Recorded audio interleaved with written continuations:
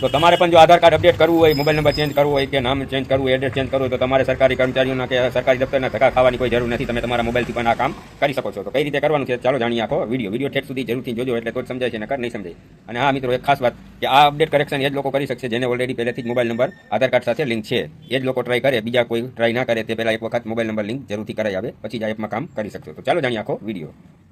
તો સૌથી પહેલાં આપણે પ્લે સ્ટોરમાં આવીએ અને આધાર એપ્લિકેશનને ડાઉનલોડ કરી લેવાની. મેં પહેલેથી ડાઉનલોડ કરેલી છે એટલે ડાયરેક્ટ ઓપન કરી લઈશ. તમારે ડાઉનલોડ કરી લેવાની. હવે અહીંથી સ્કીપ કરીને આગળ વધી જવાનું. અહીંયા કણે ઓલરેડી મારા આધાર એવું લેટર આવશે એની ઉપર આપણે ક્લિક કરી દેવાનું. હવે અહીંયા કણે તમારો જે આધાર નંબર હોય તે આધાર નંબર અહીંયા એન્ટર કરી દેવાનો. તો હું મારો આધાર નંબર એન્ટર કરી દઉં છું.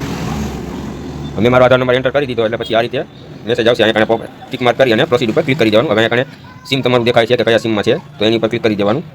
સેન્ડ ઓટીપી ઉપર. હવે થોડીક રાહ જોઈએ આપણે એટલે ઓટીપી આપણા મોબાઈલમાં આવી જશે.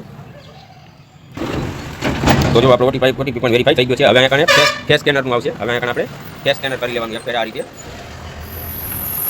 જો અમારું ફેસ સ્કેનર થઈ ગયું છે. જો આ પાછું અહીંથી પ્રોસીડ ઉપર ક્લિક. હવે અહીંયા કણે તમારે તમારો જે બી તમને યાદ રહી એવો 6 આંકડાનો કોડ અહીંયા કણે એન્ટર કરી દેવાનો 2 વખત. હવે અહીંયા કણે નેક્સ્ટ આવી રીતે આવશે. એ બધું નેક્સ્ટ કરી જવાનું. ફિનિશ ઉપર ક્લિક કરી દેવાનું. હવે જો અહીંયા કણે આપણું આધાર કાર્ડ આવી ગયું છે. આ છે આપણું આધાર કાર્ડ. હવે જો અહીંયા કરેક્શન કંઈ કરવું હોય તમારા આધાર કાર્ડમાં ચેન્જીસ અપડેટ, તો અહીંયા કણે આ નીચે જે દેખાય માય આધાર અપડેટ એની ઉપર ક્લિક કરવાનું. હવે જો અહીંયા કણે તમારે મોબાઈલ નંબર ચેન્જ કરવો હોય તો ભલે, એડ્રેસ અપડેટ કરવું હોય તો ભલે, નામ અપડેટ કરવું હોય તો ભલે, ઈમેલ અપડેટ કરવું હોય તો ભલે, તો જે તમારે અપડેટ કરવું હોય તેની ઉપર અહીંયા કણે ક્લિક કરી દેવાનું. અને આના 75 રૂપિયા તમારે ચાર્જ ચૂકવવો પછી અને 30 દિવસની મારી પાસે જો કે 30 દિવસ નહીં લાગે, 24 કલાક 48 કલાકમાં તમારું આધાર અપડેટ થઈ જશે. તો અહીંયાથી અપડેટ જો તમારે કરવું હોય તો અહીંયાથી તમારે ફી ચૂકવી અને આગળની પ્રોસેસ કરવાની રહેશે તમારે. તો આ કરવા માટે અહીંથી કન્ટિન્યુ ઉપર ક્લિક કરવાનું.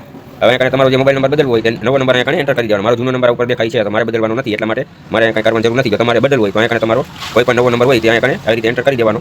એન્ટર કરશો એટલે નીચે સેન્ડ ઓટીપીનું ઓપ્શન આવશે. ઓટીપી આવે ઓટીપી એન્ટર કરી દેવાનું અને પૈસા જે ઓનલાઈન પેમેન્ટ કરવાનું છે એ ઓનલાઈન પેમેન્ટ તમારે કરી દેવાનું રહેશે એટલે તમારો મોબાઈલ નંબર ચેન્જ થઈ જશે.